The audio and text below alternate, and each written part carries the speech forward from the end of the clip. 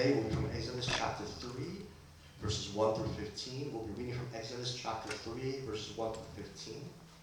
I'll read aloud for us. Now Moses was tending the flock of Jethro, his father-in-law, the priest of Midian.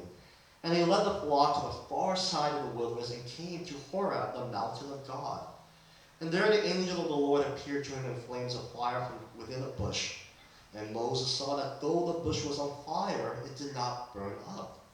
So Moses thought, I will go over and see the strange sight, why the bush does not burn up. When the Lord saw that he had gone over to look, God called to him from within the bush, Moses, Moses! And Moses said, Here I am. Do not come any closer, God said. Take off your sandals, for the place where you are standing is holy ground. Then he said, I am the God of your father, the God of Abraham, the God of Isaac, and the God of Jacob. And at this, Moses hid his face because he was afraid to see and look at God.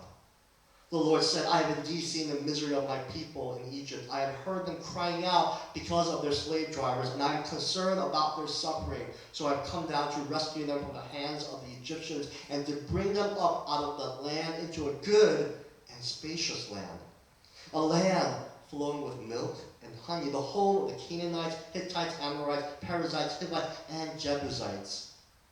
And now the cry of the Israelites have reached me. I have seen the way the Egyptians are oppressing them. So now go. I am sending you to Pharaoh to bring my people, the Israelites, out of Egypt. But Moses said to God, Who am I that I should go to Pharaoh and bring the Israelites out of Egypt? God said, I will be with you. This will be the sign to you that it is I who have sent you. When you have brought the people out of Egypt, you will worship God on this mountain. Moses said to God, Suppose I go to the Israelites and say to them, The God of your fathers has sent me to you. And so they asked me, Well, what is his name? Then what shall I tell them? God said to Moses, I am who I am. This is what you are to say to the Israelites. I am has sent me to you. God also said to Moses, Say to the Israelites, The Lord, the God of your fathers, the God of Abraham, the God of Isaac, the God of Jacob, has sent me to you. This is my name forever, the name you shall call me from generation to generation. This is the word of God. Thanks be to God. Amen.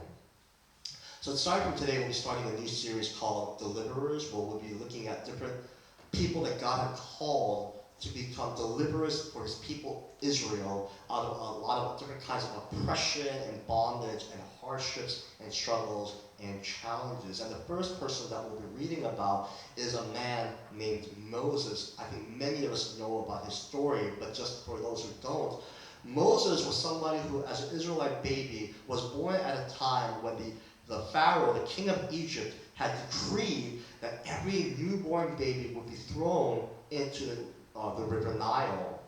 However, his mother did not want him to die, so she secretly created this basket, and she put him in there and sent him adrift, asking his older sister Miriam to keep an eye out to see what would happen to him. And we're told that at that particular moment in time, the princess of Egypt, so Pharaoh's daughter, saw this basket and had sent servants to go and see what it was, and they heard this baby crying, and they brought him to her.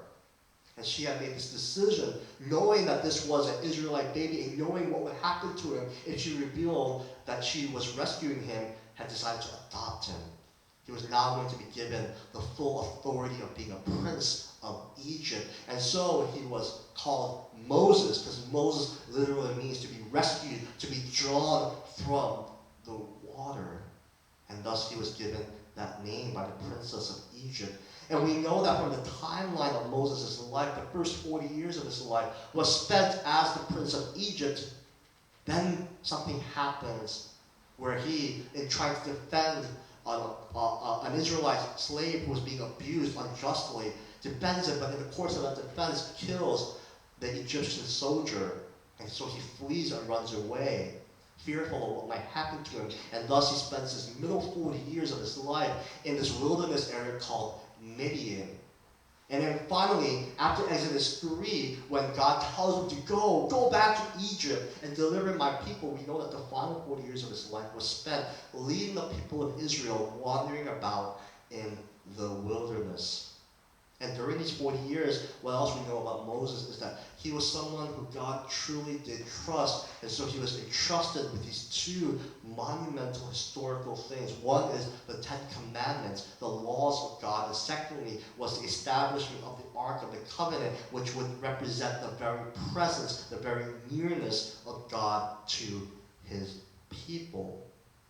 In today's story in Exodus 3, we're told that God decided and chose to meet and encounter God at a place called Mount Horeb. Mount Horeb. And at Mount Horeb, while he was busy tending to his father-in-law's flock, he saw a bush that was on fire but was not burning up. And so he was curious, how could this be? Am I just imagining this? And he made this decision to go up and see for himself what was occurring. And there, as he goes up to that Mount Horeb, we're told that suddenly God calls after him, Moses, Moses. And he replies, yes, here I am, here I am.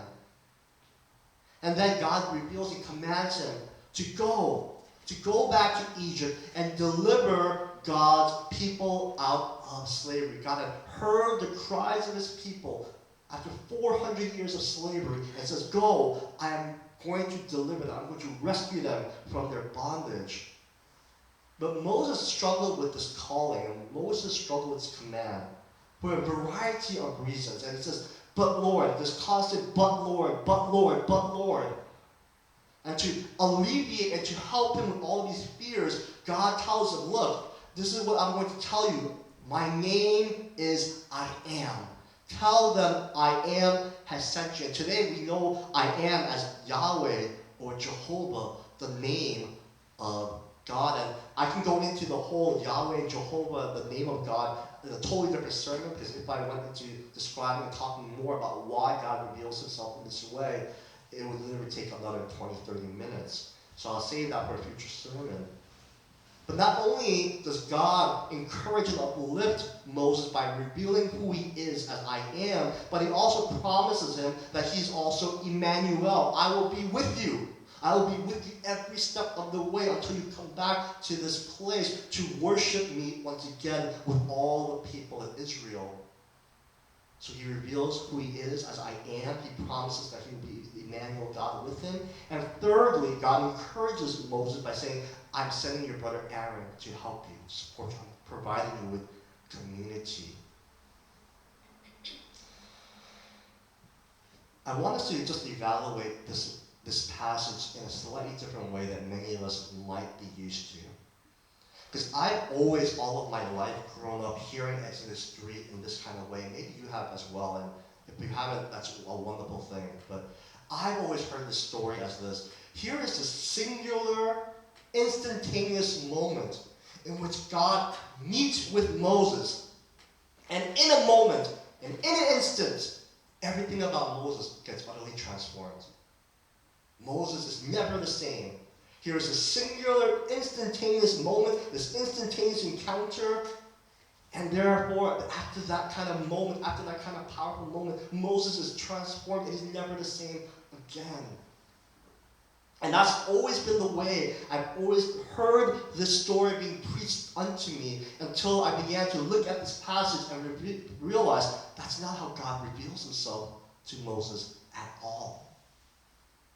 In revealing himself as I Am, in revealing himself as I Am, the God who never changes, in revealing himself as Emmanuel, the God who is always with us, in revealing himself as somebody who encourages us in very even physical, natural ways of community, God is revealing that he has been working in Moses' life all these years.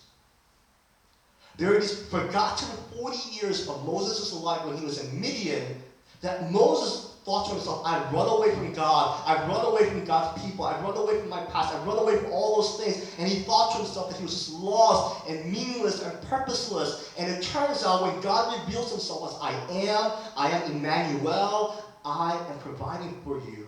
And this has never changed. This is always who God is. From generation to generation, he's revealing Moses not just in this singular moment, but all of your life. Even those 40 years that you struggled and you thought I wasn't there, I've been in your life. I've seen you, and I've been working in your life.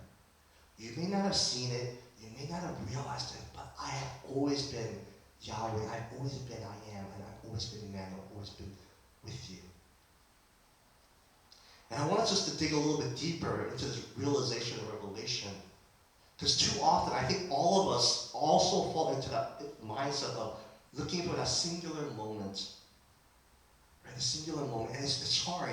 So when we do that, it makes all the other days of our lives seem like irrelevant. It just seems like we're just passing days by to wait for our Exodus 3, to wait for our Horeb moment. And it makes it seem like every other moment of our lives, every other days of our lives seem irrelevant and meaningless, lacking joy and hope.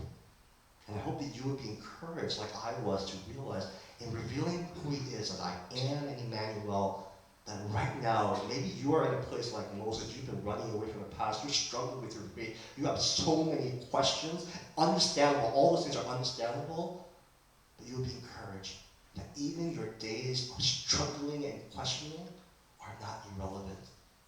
God is here with you, and God is working within you. So let's look at a couple of things that God reveals. Number one is this. Moses responds to God's calling, and it shows that he struggles with it because he felt unprepared. Moses felt very unprepared for this great, enormous calling. But God reveals to him, I've already been preparing you. I've already been preparing you.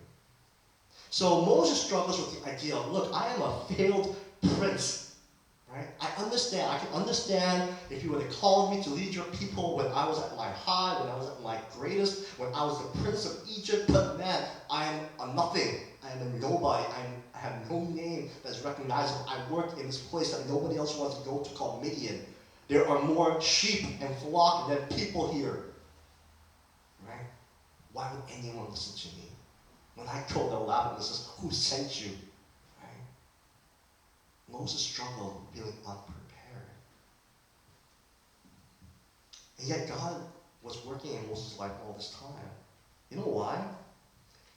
Because we didn't realize at that moment, he just did it because it was a job that God gave to him, that his father-in-law gave to him. But Moses had a lot of experience leading a large population through all kinds of terrain.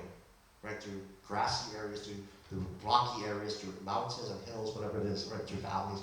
You know, because for 40 years, he had to care for his father-in-law's flock. And his father-in-law was very wealthy. He had a large flock. So he had so much experience leading a large herd through all kinds of terrain. And he didn't realize that God had been preparing him for something greater, like leading the nation of Israel. He struggles because, man, you're telling me we have to go to the promised land where the Hittites, the Canaanites, the Amorites, the Perizzites, the Hivites, and the Jebusites live? These are all nations and people groups that are bigger, stronger, and have advanced weapons than us. And you're telling me I have to go lead the people of Israel against them? Right? I mean, what are you talking about, God? But Moses had a lot of experience. He had experience learning about military strategy in all kinds of scenarios, because he would have to study that as the prince of Egypt. He would have had to, as a shepherd, right, with not many people, learn how to protect his large flock against all kinds of beasts and wild animals. So he would know how to learn how to evade certain kinds of situations, avoid certain kinds of situations, learn how to huddle people in a certain kind of way so it's easier to protect them, not having stragglers behind. He actually didn't realize it, but God had been preparing him to know how to defend a weak people against stronger adversaries. Moses struggled because he realized something about himself. He's not perfect. He has a lot of weaknesses, mainly one of which was he had a difficult time speaking. We believe that he had a speech impediment. He probably stuttered. So he was scared to say, God, you want me to speak to the people, but they're going to laugh at me when they realize I have trouble speaking. It's not one of my fortes. It's not one of my strengths. And he probably had all the kinds of insecurities that he struggled with. And God tells him, look, I want you to know I have already prepared something for you. I prepared a community of people to support you. You're not going to be leading alone. You're not going to be doing this by yourself.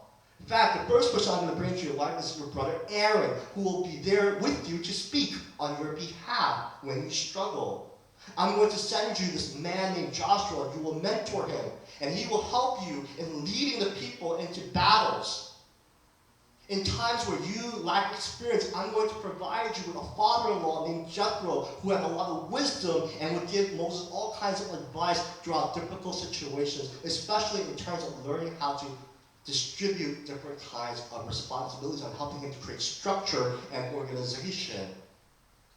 And look, leadership isn't lonely. It is. I'm going to provide you with a friend. His name is Caleb. And literally, in moments where you have to lift up your hands and you feel like you can't do it anymore, he's going to be here to literally help you lift your hands and arms up. 40 years of Moses' life that he didn't see, know, or realize. But God had already been working and preparing him for the things that were to come. Moses not only struggled with feeling unprepared, but Moses struggled a lot about his past, specifically his past failures. But God had already, once again, been preparing him for his future. Why? So Moses struggled, for example, with being alone. I think he really struggled with the idea of being by himself. And I think we can all relate to that. Even if you're someone like me who's introverted, very introverted, there's moments where I struggle with being alone. The idea of I have to do this all by myself. It's a very lonely place to be. But during these 40 years, God had provided for him.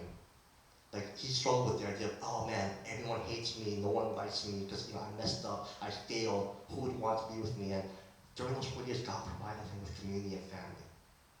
We know that once again, he had a brother named Aaron, an older sister named Miriam. And it's during these 40 years that he ran away that he would get married to this wonderful woman named Zipporah. He would have 2 sons, and we read a lot about his father-in-law, Jethro, as well. We also know that Moses struggled with feeling lost at this time because, when you're the prince of Egypt, man, it feels like you're somebody. And when that gets taken from you, you feel lost because it was the entirety of who you are. I was this great somebody, and now who am I? Who am I? What am I? What do I do? And he struggled with that, feeling lost and confused and having no purpose. And yet, God had already been preparing him for his purpose. And we see this, and I want to share this with you in this way. In Genesis 1 and 2, we'll see that in creating mankind in his image, one of the things that God gives as that blessing of being created in his image is this gift and blessing called rest and work. Right? So we see this. Why? Because God commands mankind that because he rested, what should we do? We should rest too. It's not a command he gives to everything. He doesn't tell the fish of the sea, hey guys, I rested on the 7th day, please rest as well. He doesn't tell the birds of the air, guys, I rested on the 7th day, please rest as well. No, only to mankind does he give this beautiful gift called rest and tells them, look, I rested on the 7th day. I want to bless you with that same rest on the 7th day as well. We know that God created work. He himself worked, and now through Adam and Eve, he tells them, I want you to also have this gift called work. I want you to be the caretakers. I want you to be overseers of the Garden of Eden. And so he does that to only mankind. He gives this beautiful gift to mankind only of rest and work. It was a part of the image of God that was created in us. And so whenever this balance of rest and work is taken from us, we'll struggle spiritually, and there's a legitimate reason why. It's because we were created in God's image, and part of that image is the blessing of rest and work. And this needs to be done in a very delicate, beautiful balance. But Moses struggled with his identity because that gift of work, seemingly in his mind, was taken from him. For 40 years of his life, he had purpose, he had responsibilities, he had goals to accomplish, he had something to do, and he felt like he was somebody. And whether we realize it or not, we also will have that as well. But when that was taken from him, there's questions of who am I really resonated with him. And 40 years he struggled with those questions, but what we'll see is God actually little by little unbeknownst to him, was giving him that sense of worth, value, identity as the image of God. Why? Because he gives him this gift of being a husband. He gives him this gift of being a father. He gives him this gift of a job. Now, he might have thought it was a meaningless job being a shepherd, but it was a gift from God. It was a way for Moses to once again have this blessing and gift called work. And to once again have the image of God, that image of God in work be restored unto him. And first, I want to tell all of us here, God has given all of you guys, right, the gift of work. Whether you're a student, whether you work, mechanic, work at a DOE, work at a hospital, whatever it is, me as pastor, whatever it is, God's given us this gift of having responsibilities. As husbands, as wives, as fathers, as mothers, as brothers, as sisters, as friends, as students, whatever those things are.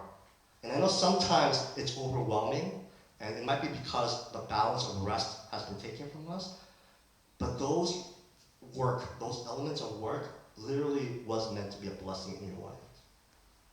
Honor it, cherish it. Value the calling that God is giving us, being a husband and a wife, as a father, as a mother, as a brother or a sister. It wasn't an accident, it wasn't a punishment. It may feel that way at times, but it really was meant to be a blessing in which the image of God is being drawn out and restored into your life. And that's what God was doing. He didn't realize it, he just did it because he thought he had to, he just did it because what else is there for me to do? But God was restoring Moses by being a father, by having him be a husband, by having him be a shepherd. The last thing I just want to talk about is this.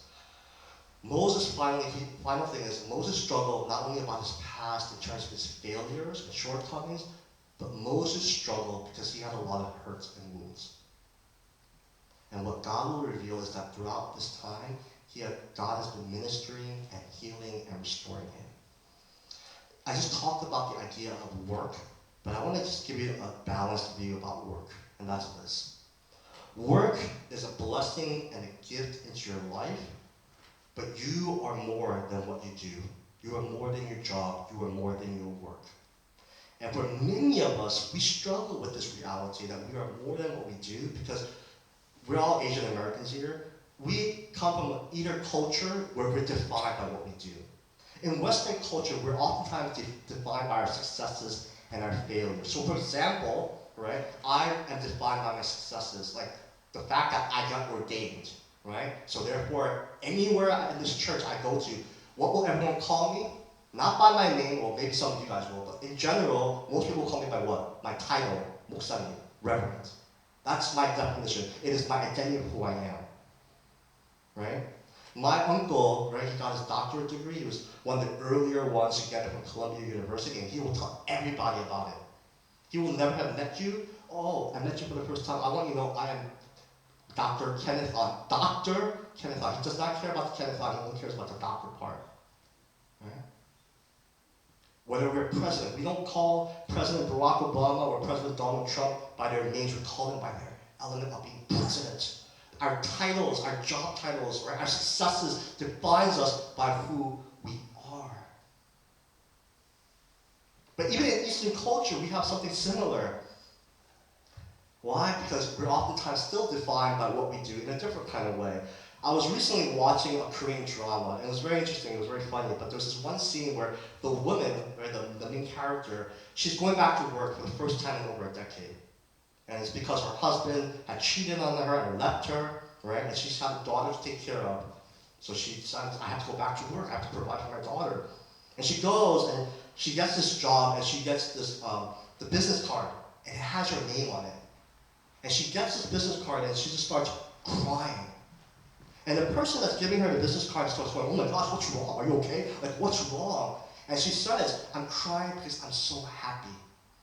Because for the first time in 10 years, somebody is calling me by my name. Because for the first time in 10 years, you know what her 10 years was like? She was remembering this. Like, she's always known as this person's wife. Right? Like, my mom, nobody calls her by her name. But because my dad is a pastor, everyone calls her 사모님. You know what 사모님 means? Literally, it means the wife of a president, the wife of a leader, the wife of a pastor. right? Your whole identity is just the idea that you're this person's wife, right? For my sister, anywhere I go, nobody ever calls her by her name except her high school friends. You know what everyone calls her as? Luke's mom, Ariel's mom. You're always just known as this person's mom. And that's what she realized. For 10 years, nobody called her by her name. She had no sense of who she was other than by what she does. By being this person's wife, by being this person's mother.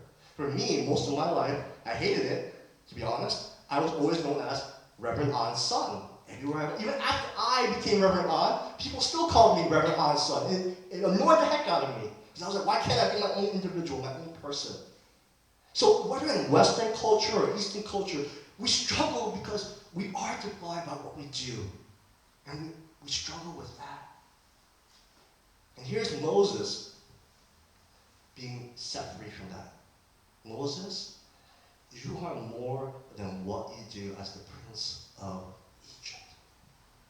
It was hard. It was hard for him because for Moses, he thought of it as, I'm losing my identity as the prince of Egypt.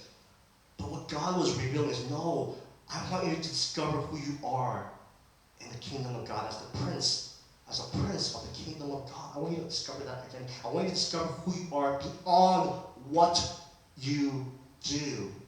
And brothers and sisters, that's how God, for 40 years, what he thought was wounds and hurts, God was bringing healing onto his life. And I want you to know for you as well, I know this COVID year has been really challenging for a lot of us, especially when it comes to our job situations.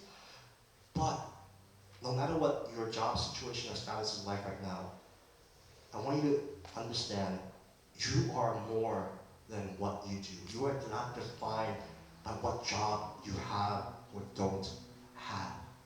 That is not the entirety. It's a part of who you are, but it's not the entirety of who you are. And Moses finds out that during these 40 years that he was struggling and worrying and going, God, why? And dealing with his hurts and wounds from the past, found out, wow, 40 years.